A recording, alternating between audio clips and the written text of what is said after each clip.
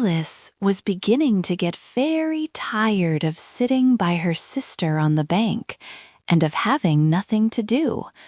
Once or twice she had peeped into the book her sister was reading, but it had no pictures or conversations in it. And what is the use of a book, thought Alice, without pictures or conversations? So she was considering in her own mind, as well as she could, for the hot day made her feel very sleepy and stupid, whether the pleasure of making a daisy chain would be worth the trouble of getting up and picking the daisies, when suddenly a white rabbit with pink eyes ran close by her. There was nothing so very remarkable in that, nor did Alice think it so very much out of the way to hear the rabbit say to itself, oh dear, I shall be late." When she thought it over afterwards, it occurred to her that she ought to have wondered at this, but at the time it all seemed quite natural. But when the rabbit actually took a watch out of its waistcoat pocket and looked at it and then hurried on, Alice started to her feet, for it flashed across her mind that she had never before seen a rabbit with either a waistcoat pocket or a watch to take out of it, and burning with curiosity, she ran across the field after it, and fortunately was just in time to see it pop down a large rabbit hole under the hedge. In another moment, down went Alice after it, never once considering how in the world she was to get out again. The rabbit hole went straight on like a tunnel for some way, and then dipped suddenly down, so suddenly that Alice had not a moment to think about stopping herself before she found herself falling down a very deep well. Either the well was very deep, or she fell very slowly, for she had plenty of time as she went down to look about her and to wonder what was going to happen next. First, she tried to look down and make out what she was coming to, but it was too dark to see anything. Then she looked at the sides of the well and noticed that they were filled with cupboards and bookshelves. Here and there she saw maps and pictures hung upon pegs. She took down a jar from one of the shelves as she passed. It was labeled orange marmalade, but to her great disappointment, it was empty. She did not like to drop the jar for fear of killing somebody underneath, so managed to put it into one of the cupboards as she fell past it. Well, thought Alice to herself, after such a fall as this, I shall think nothing of tumbling downstairs. How brave they'll all think me at home. Why, I wouldn't say anything about it even if I fell off the top of the house, which was very likely true. Down, down, down. Would the fall never come to an end? I wonder how many miles I've fallen by this time, she said aloud. I must be getting somewhere near the center of the earth. Let me see. That would be 4,000 miles down, I think. For you see, Alice had learnt several things of this sort in her lessons in the schoolroom, and though this was not a very good opportunity for showing off her knowledge, as there was no one to listen to her, still it was good practice to say it over. Yes, that's about the right distance, but then I wonder what latitude or longitude I've got to. Alice had no idea what latitude was, or longitude either, but thought they were nice, grand words to say. Presently she began again. I wonder if I shall fall right through the earth. How funny it'll seem to come out among the people that walk with their heads downward. The antipathies, I think. She was rather glad there was no one listening this time, as it didn't sound at all the right word. But I shall have to ask them what the name of the country is, you know. Please, ma'am, is this New Zealand or Australia? And she tried to curtsy as she spoke. Fancy curtsying as you're falling through the air. Do you think you could manage it? And what an ignorant little girl she'll think me for asking. No, it'll never do to ask. Perhaps I shall see it written up somewhere. Down, down, down. There was nothing else to do, so Alice soon began talking again. Dinah'll miss me very much tonight, I should think. Dinah was the cat. I hope they'll remember her saucer of milk at tea time. Dinah, my dear, I wish you were down here with me. There are no mice in the air, I'm afraid, but you might catch a bat, and that's very like a mouse, you know. But do cats eat bats, I wonder? And here Alice began to get rather sleepy, and went on saying to herself in a dreamy sort of way, do cats eat bats? Do cats eat bats?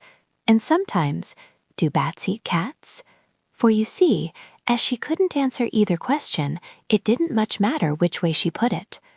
She felt that she was dozing off, and had just begun to dream that she was walking hand in hand with Dinah, and saying to her very earnestly, Now, Dinah, tell me the truth. Did you ever eat a bat?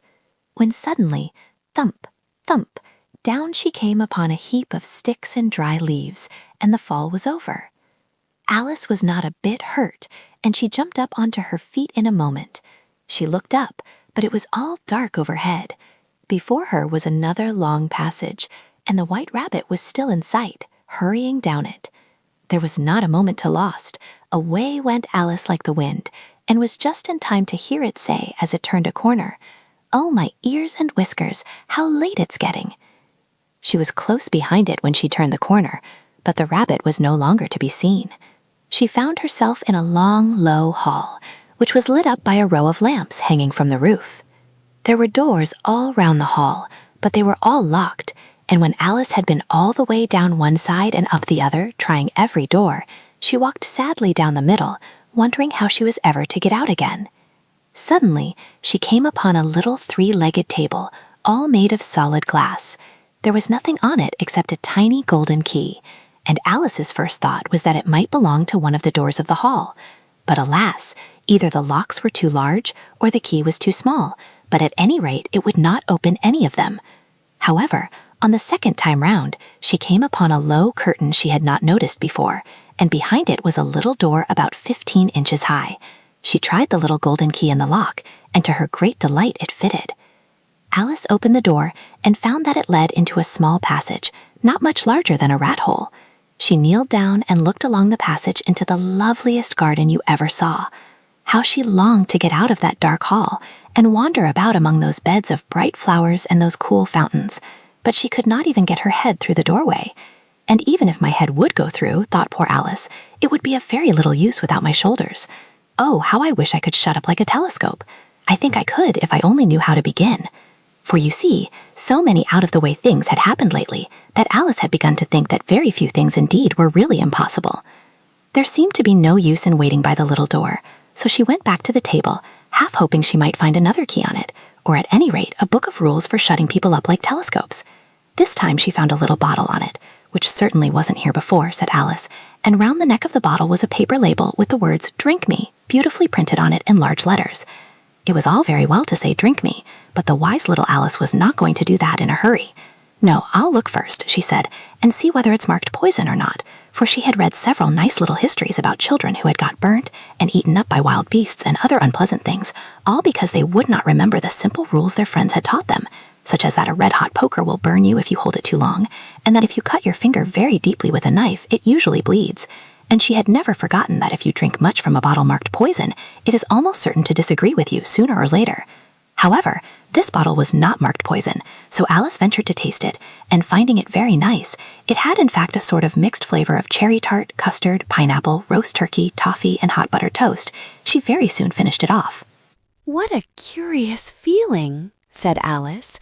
"I must be shutting up like a telescope." And so it was indeed. She was now only 10 inches high, and her face brightened up at the thought that she was now the right size for going through the little door into that lovely garden.